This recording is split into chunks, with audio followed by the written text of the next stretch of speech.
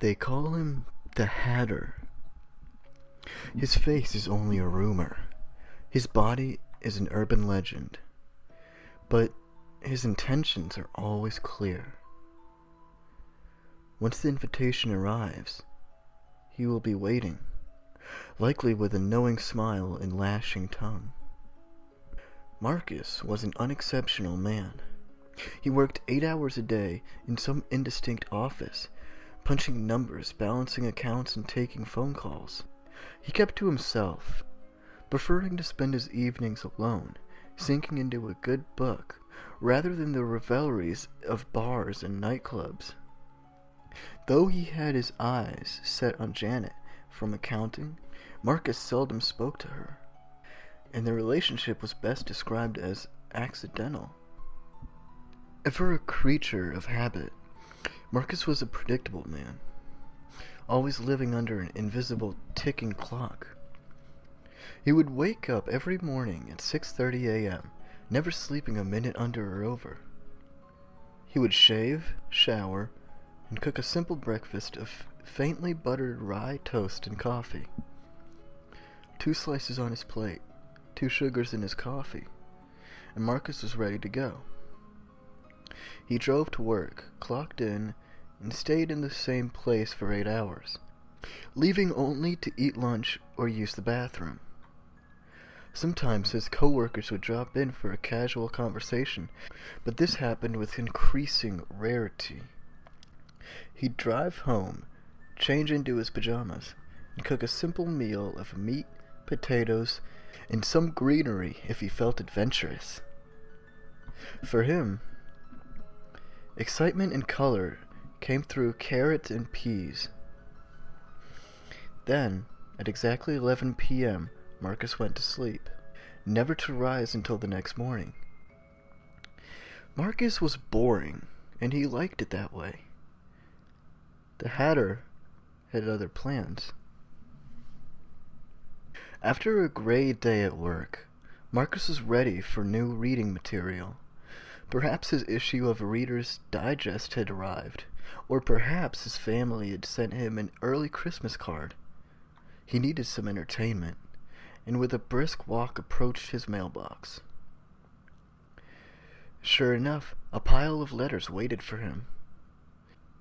And like a vulture with an affinity for milk toast, Marcus scooped these up, taking great care to conceal his treasures from the pouring rain. Dripping and dashing, he gingerly slammed the door shut, unceremoniously tossing his coat over a nearby chair. Sadly, it seems Marcus would be met with a disappointment this evening. Instead of his favorite magazine or warm greetings, he found bills, advertisements, and one pamphlet about his local congressman several months too early.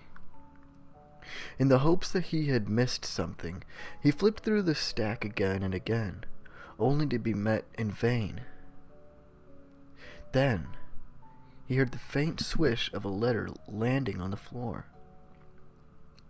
The Hatter was terribly fond of grand gestures, and the invitations to his party are always carefully hidden, whether hidden with care or in plain sight. He made sure his potential guests always found their letter in time, and Marcus was no exception. He'd been watching Marcus, and he eagerly awaited his response. The letter was small, no larger than a Christmas card. It was addressed to Marcus in clear, elaborate cursive, and the return address was his own house. This is the Hatter's way, for both the destination and the starting point come together in his plans. Perhaps placing the letter back in the mail can drive off his eyes. Perhaps it is another of the Hatter's games, silently mocking his prey, that there is no escape. Either way, Marcus opened the letter. It offered no resistance. It longed to be open. Inside, he found a simple card, embroidered with shades of red and gold lettering. He saw the shine of a golden script on both sides and casually turned the invitation over. The reverse side held a date and a time. April 14th at 2:31 p.m. Curiously, he glanced at the other side, and there it was in bold print. You should sit. This phrase is the Hatter's invitation. It is a simple command, no more threatening than asking to continue breathing. But to follow the instruction is to answer the Hatter's call, and many fall into this gentle trap. Marcus knew no better, and sat down, pondering the strange letter. A single footstep echoed behind him. Perhaps a cup of tea would calm him down. Was he nervous? No, strangely not. He had forgotten his movement to the kitchen. A momentary amnesia as he brewed a steaming pot of Earl Grey. As the moist aroma wafted through the room, he felt an intense relaxation. He could hear a faint bubbling amidst the silence of his home, and with each pop an excitement began to overtake him. Perhaps I have been too hasty, he thought to himself. I hardly give my coworkers the time of day. The gentle flow of hot tea pouring into his mug brought feelings of joyous guilt, and unfamiliar thoughts flew into Marcus's head. I should reach out to them. After all, what harm is a new friend? A silent sip, and a beaming grin across his face. In some dark place, the Hatter returned the gesture. The next day, Marcus rose at 6 a.m. He sprung out of bed with an unknown energy. Surely he had been rejuvenated, and his blood felt hot and bubbly. Such an exceptional blend of Earl Grey, he thought to himself. This morning it was eggs and bacon. He didn't remember buying those. But who was he to argue? At the office, his coworkers found a completely alien Marcus. He went out of his way to ask people how they were doing, hold doors and tell jokes. Even his boss went along with it, and Marcus became the life of the party. His charm was contagious, and over the course of a month, the strange hand had gone center stage. He knew their names now. Janet, her sister Clara, Andrew, Gary, and his boss, Everett. Every day he had another cup of tea, often brewing pots for his coworkers during lulls in paperwork. They had grown to love Marcus, and the Hatter enjoyed the show. He would go out with them, though he cared little for clubs. Instead, he would take his new friends to comedy clubs, or invite them to the local theater. He showed them culture, and for reasons unknown, they loved it. All the while, the burning feeling flowed through his veins. One day, Marcus realized something dire. Despite his new friends, he had never invited them to his home. Even Janet had never seen his home, and no one seemed to notice but him. He knew he had to rectify this. During their lunch break, he proposed a glassy gathering of olden times, a tea party. His infectious charm did the work for him, and his friends all agreed to such a lovely gesture. And so, on April 14th, at 2:31 p.m., 5 guests stepped through his door, and 6 pairs of footsteps echoed through this home. With grand gestures, and an elaborate table set, Marcus greeted them, the smile on his face as broad as always. Ever the gentleman, he offered Janet a seat before anyone else, and she beamed at how lucky she was. Then, clasping his hands together, he addressed his friends. "You should sit." As they obeyed, they were gone. No longer were they Marcus, nor Janet, nor any of their friends. There was only the Hatter, and he had waited long for this entertainment. Suddenly, Marcus's grin widened to sickening proportions, and the guests followed suit. Janet's sister had come along, and as the guests sat at the dinner table, she placed herself on the dinner table, laying back and sighing. They looked on hungrily, and the Hatter deemed that they should say their prayers before their meal. Then their forks and knives dug into her, severing raw flesh and spewing blood. Their gory meal continued, and it devolved into frenzy, with guests forsaking their utensils and biting at her. They shredded her like wild animals, bits of flesh and blood caking to their fine dress and teeth. As she was devoured, they all smiled, including the disemboweled remnants of her sister, an unnatural force keeping her alive until the Hatter deemed she had suffered enough. Her mind trapped helpless and silently screaming within her own body. "You may die now." As she had her moment to scream, Marcus bit down on her throat. Her shriek devolved into a gurgle. Janet scooped up a severed finger, placing it into her mouth. With inhuman strength, she chewed and swallowed, stifling a gargle.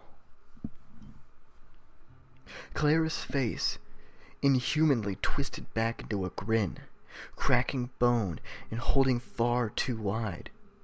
She was the Hatter's now. Yet the Hatter's party was far from over, and the guests were ready for his party games. While Marcus escorted their boss into the kitchen, Janet pounced on Gary, her hands on his throat.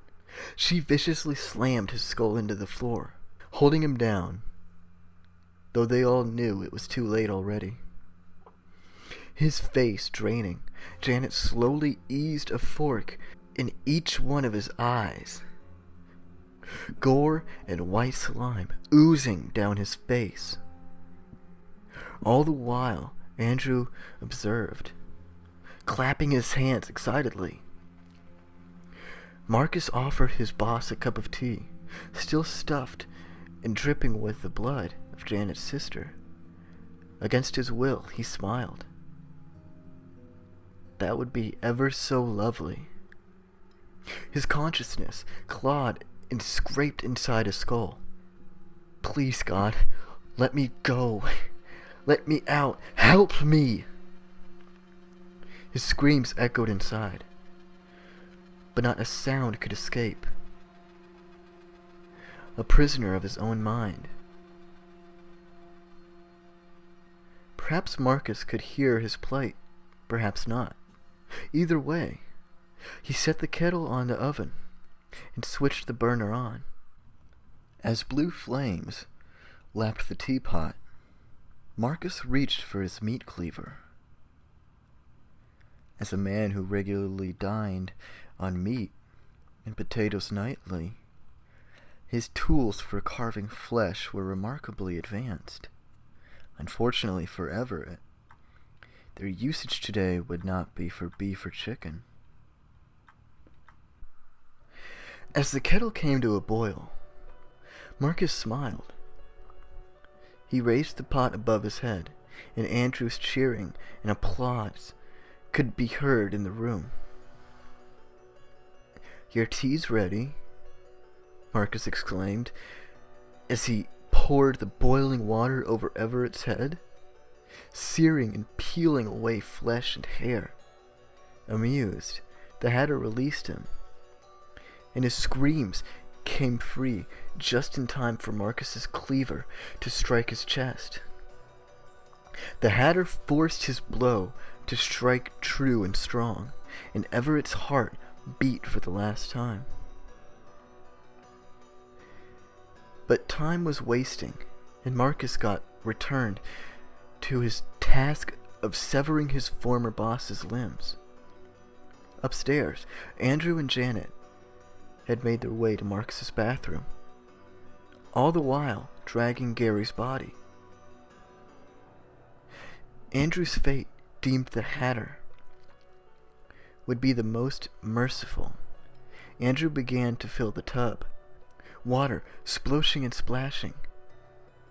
He decided that icy cold would be best, and more hot water was far from original.